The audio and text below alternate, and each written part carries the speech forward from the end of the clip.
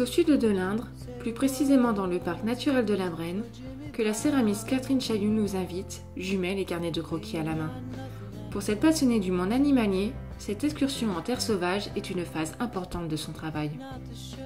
Je vais dehors pour un peu partager un moment de leur vie, pour être un petit peu, comme ça on est à un moment dans le même biotope, pour les, je sais pas, je me les approprie un petit peu, ou m'approprier leur territoire, et puis voir comment ils bougent plus que sur une image, un peu, ouais, me l'approprier moi l'animal, me faire ma propre image de l'animal.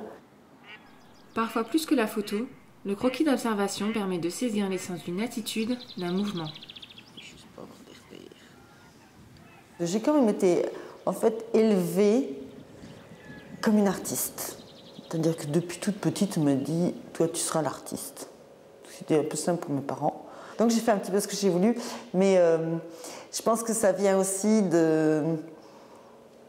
C'est de la paresse. Enfin, tu vois, quand tu t'es paresseuse, tu t'assieds dans un coin et tu regardes. En fait, pour pouvoir t'asseoir dans un coin et être vachement contemplative, tu vois, eh ben, faut que tu dises « je travaille ».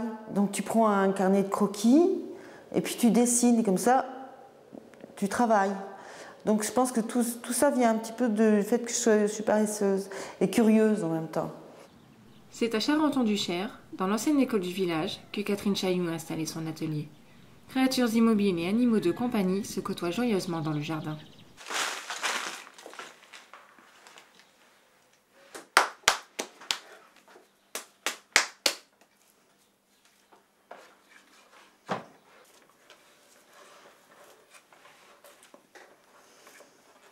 Alors moi je monte en creux. Je creuse pas après, je monte en creux. Plus c'est plein, plus t'as épais de terre et plus c'est fragile. Contrairement à ce qu'on pourrait penser.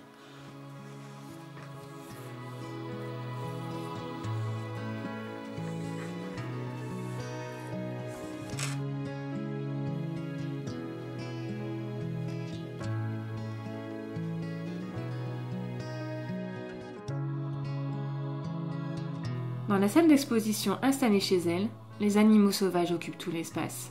Il n'y a pas l'ombre d'un animal domestique. Selon elle, ils sont trop imprégnés par l'homme. Mais certains animaux sauvages restent néanmoins difficiles à reproduire. Le lynx, le loup, qui sont des animaux qui sont sauvages tout en ressemblant à des animaux domestiques, le chat ou le chien. Et on a dans la tête tellement le chien, l'animal qu'on connaît bien, quoi. Et jusqu'à présent, je n'ai pas vraiment réussi à en faire des beaux sauvages.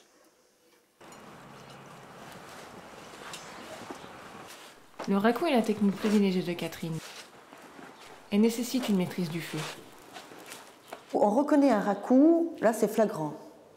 Tu as l'émail qui est craquelé là, tu as les craquelures et les noirs mat. Ça c'est forcément du raku.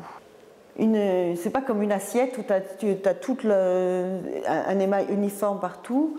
Là tu as vraiment, donc c'est le choc, quand tu sors du four incandescent, le choc thermique sur l'émail fendille l'émail. Après on pose dans la sciure s'enflamme et la fumée noircit les zones qui ne sont pas émaillées et les craquelures de l'émail. Ça c'est un raku. Il n'y a pas besoin d'avoir un matériel extraordinaire pour faire du raku, c'est basse température. Et puis il y a l'intervention du hasard qui est très intéressant au niveau technique parce qu'on a toujours envie d'aller plus loin. On n'est jamais satisfait de la pièce et on cherche de nouvelles possibilités de contrôler le hasard. Notre petite bête. Et du coup, on ne fait jamais la même pièce et puis ça fait avancer quoi, la surprise du résultat fait avancer pour pour aller vers autre chose. Exposant actuellement une collection sur le thème des reptiles au Muséum de Tours, c'est l'extrême précision des œuvres de Catherine Chailloux qui surprend les visiteurs. Elle y attache beaucoup d'importance et est davantage satisfaite quand elle peut réaliser les animaux en taille réelle. Ce qui m'avait impressionné sur le travail de Catherine Chailloux, c'est qu'à la fois on est quand même dans un fort réalisme, c'est-à-dire qu'il n'y a aucun mal à reconnaître les animaux, il y a même des détails qu'on ne voit pas d'ailleurs toujours sur les animaux vivants, et en même temps on est quand même sur le travail d'un artiste avec son interprétation, sa façon de travailler aussi la matière, les couleurs, et je trouvais l'idée intéressante et le résultat en tout cas de toute façon était déjà très esthétique. Je savais aussi que ça pouvait convenir à la fois aux gens qui s'intéressent effectivement aux objets d'art, à la sculpture, mais que ça pouvait aussi plaire aux naturalistes, donc ceux qui sont plus habitués à aller voir les animaux dans leur environnement naturel. On n'a pas tant de pièces que ça présentées dans l'exposition, qu'une trentaine, mais finalement on prend plus de temps pour les regarder, et là les gens se rendent compte que ce sont des pièces qui sont extrêmement détaillées, et ça les interroge beaucoup, ça les surprend beaucoup, et j'ai encore plus les gens qui utilisent un petit peu les techniques de sculpture, puisqu'effectivement ils se rendent compte que là le travail est quand même, c'est de la virtuosité dans le domaine de la céramique.